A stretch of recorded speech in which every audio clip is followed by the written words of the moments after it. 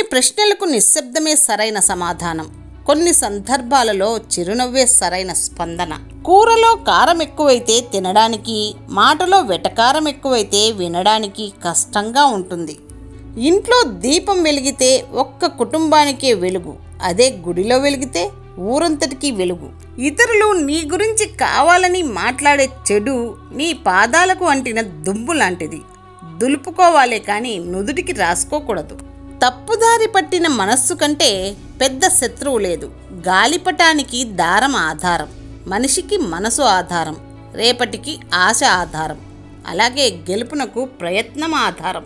దేహంలో ఆరోగ్యం, మనసులో ఆనందం, ఈ రెండూ ఉన్నవారిదే అసలైన గొప్ప జీవితం.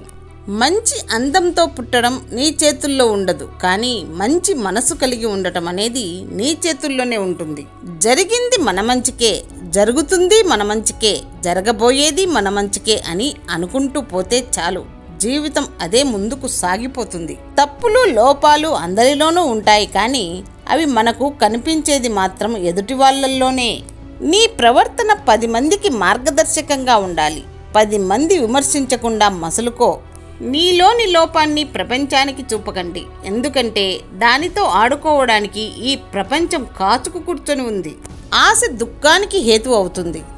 ఆశ నుండి విముక్తి పొందితే దుఃఖం అంతమవుతుంది.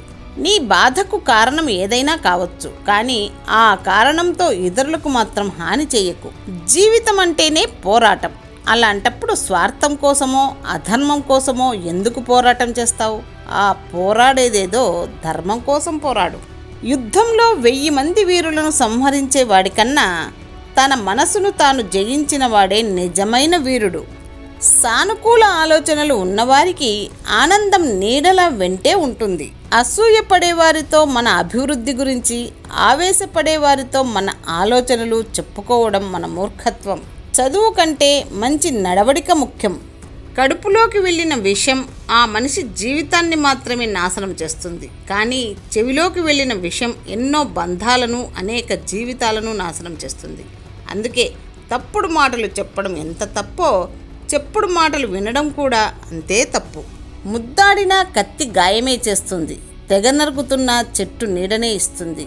మనం ఎంత చేసినా ఏమి చేసినా ఎవరి గుణం వారిదే. చింత అనేది నేటి బాధను తీర్చకపోగా రేపటి సంతోషాన్ని హరించి వేస్తుంది. ఆకాశమంత ప్రేమ ఉంటే సరిపోదు, అనువంత అర్థం చేసుకునే మనస్సు ఉండాలి. సముద్రమంత సంపద ఉంటే సరిపోదు, సమయానికి సాయం చేసే మనస్సు ఉండాలి. అడిగితే ఇచ్చే దానిలో ఆనందం ఉంటుంది, అడగకుండా ఇచ్చే దానిలో ప్రేమ ఉంటుంది.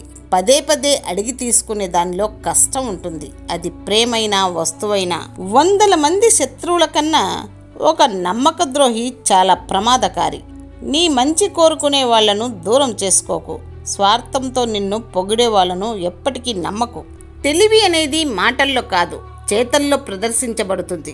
భగవద్గీతలో స్పష్టంగా రాసి ఉంది, దేనికి నిరాశ చెందనవసరం లేదు.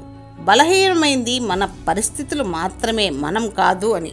ప్రయత్నం ఎప్పటికీ వృధా కాదు, వైఫల్యం శాశ్వతంగా ఉండదు. కొన్నిసార్లు చిన్న ప్రయత్నము నీకు ఉన్నత స్థానాన్ని కల్పిస్తుంది. మనస్సును స్వాధీనపరుచుకున్న వాడికి తన మనస్సే బంధువు. మనస్సును జయించలేని వాడికి మనస్సే ప్రబల శత్రువులాగా ప్రవర్తిస్తుంది. మనిషికి ఉండవలసింది మంచితనం, జీవించడానికి కావలసినది తోడు, ప్రేమించడానికి కావలసినది మనసు, బంధానికి కావలసింది నమ్మకం, నలుగురిలో ఉండవలసింది మంచి పేరు. నిజంగా ప్రేమించే ఆడది మగాడికి ఎప్పుడూ చులకనే అవుతుంది.